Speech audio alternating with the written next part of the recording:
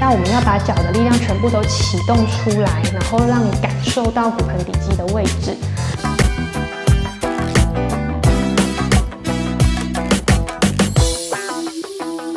好，今天要教大家用身前线来启动骨盆底肌。我们的骨盆就像是一个碗，然后这个碗的底部其实是空的，是破掉的碗，然后下面的这个中空的位置啊，其实是有骨盆底肌在做承接。所以我们骨盆底肌收缩的时候啊，你要想象两个坐骨往中间靠近，前面的耻骨跟后面的尾椎往中间靠近，所以像是一个圆盘往内收缩的感觉。那因为一开始练习的时候，这个感觉比较不容易体会，所以我们会用一点点骨盆后倾的力量来带。那只是说这个骨盆后倾跟我们之前练习的不同，不是说用你的腹肌或者是用你的臀肌带出骨盆后倾，要感觉表面的肌肉稍微放松一点点，所以动作不会太大。你只能想象是尾椎好像要有一点点往耻骨的方向靠近，从你的骨盆的底部去带出后倾的动作。所以我们不用把动作做大，表面的肌肉都稍微放松一点。好，那身前线有联动到骨盆底肌，那它的位置会是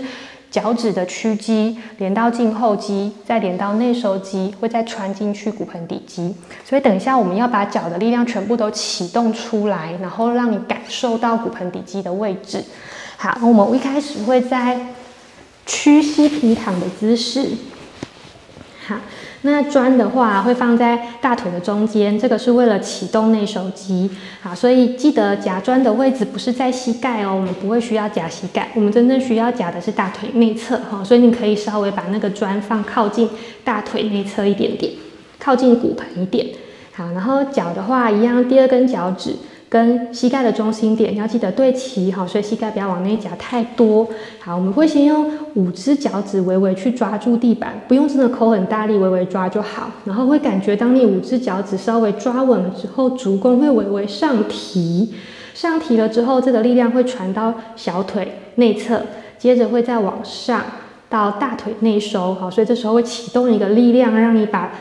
瑜伽砖夹扁，也是轻轻夹就好。好，然后你再感觉这个力量继续向上传，会传到骨盆底，所以这时候会带动你的尾椎好像往耻骨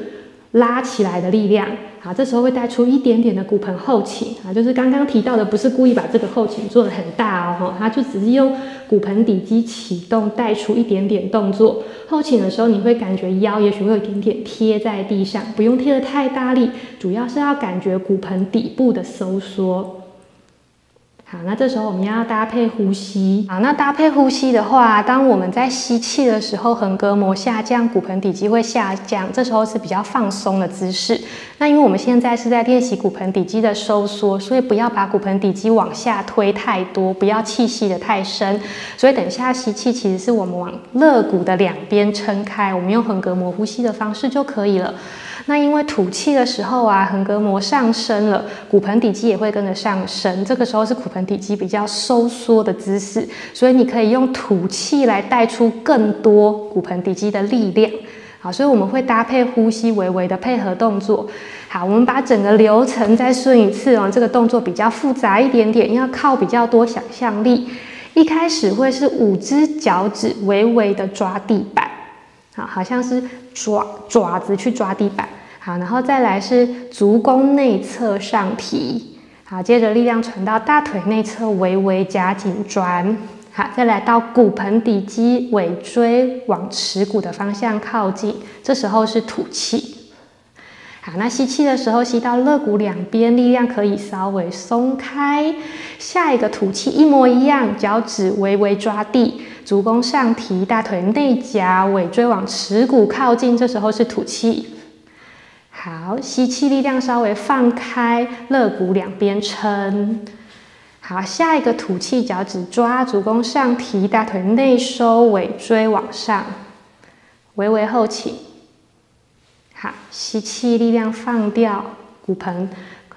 微微松开，肋骨两边扩张。好，那就是我刚刚提到的这个动作范围不会很大，不用故意把动作做得很大哦，就是只是去感觉它那个力量的联动有没有真的从脚底一路往上传到你的骨盆底肌，帮助它启动。好，这个是骨盆底肌比较初阶简单的训练，可以透过这个方式来真正感受到骨盆底肌的收缩。